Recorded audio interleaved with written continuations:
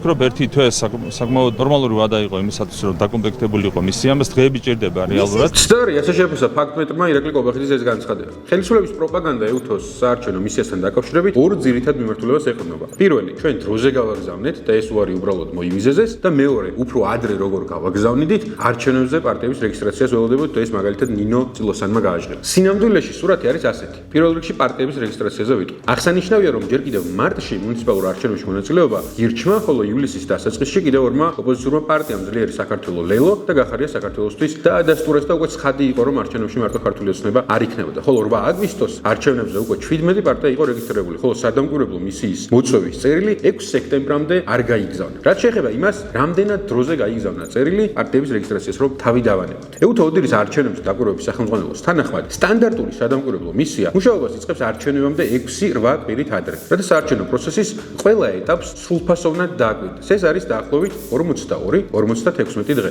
მისიის მუშაობის დაწყებას წინ უძღვის მისი ჩამოყალიბება და დაკომპლექტება. კერძოდ, მიმღები ქვეყნის ოფიციალური მოწვევის შემდეგ, EUTHO ოდირი თითოეულ წევრ სახელმწიფოს ვერბალური ნოტით მიმართავს და სთხოვს, რომ არჩევნებზე წარმოადგინოს გრძელვადიანი და მოკლევადიანი დამკვირვებლები, რაც თავისთავად გარკვეულ დროს საჭიროებს. ეს ნიშნავს, რომ მოსაწვევი წერილი EUTHO ოდირისთვის თუ არჩევნებზე მათი მისიის ჩამოსვლა ქართულ ოცნებას მართლა უნდა, სულ მცირე ისეთ დროს უნდა გაეგზავნა, რომ 8 კვირით ადრე მისიას მუშაობის დაწყება შეძლებოდა. კიდევ ერთხელ 42-56 დღე. დოკუმენტში პირდაპირ არის ხაზგასმული, რომ ეფექტიანი სანდო და პროფესიონალური დაკვირვების უზრუნველსაყოფად მიმღებმა ქვეყნებმა ხელი უნდა შეუწყონ EUTHO ოდირის მუშაობას, რათა მათ საკუთარი მოვალეობები დროულად შეასრულონ. გარდა ამისა, საქართველოში წინა წლებში არსებული პრაქტიკა ცხადყოფს, რომ EUTHO ოდირის მოსაწვევი წერილი რამდენიმე თვით ადრე, მათ შორის არჩევნების პრეზიდენტის ბრძანებით ოფიციალურ დანიშვნამდეც კი იგზავნებოდა და მათი მოწვევა არასდროს ყოფილა რაიმე კავშირში პარტიების რეგისტრაციასთან თუ არჩევნების დანიშვნის თარიღთან. მაგალითად ნახოთ სკრინები. 2020 წელს 31 ოქტომბერს გვაქვს არჩევნები, 25 სექტემბერს ოფისი უკვე გახსნილია და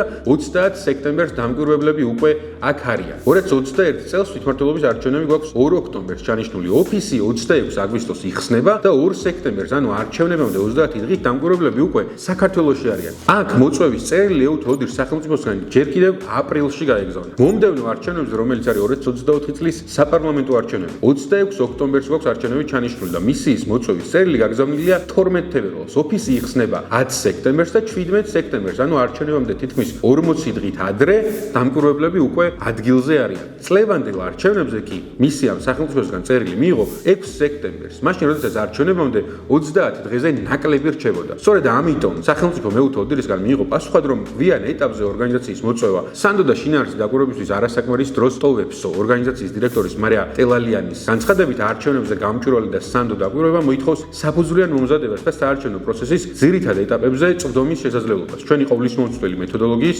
შესაბამისად, რომლის გამოყენებაც ასე მოკლე დროში შეუძლებელიაო. უფრო მეტი დეტალი შეგიძლიათ ნახოთ ჩვენ სტატიაში, მანამდე გამოიწერეთ ეს არხი და დაელოდეთ სხვა გადამოწმებულ ფაქტებს.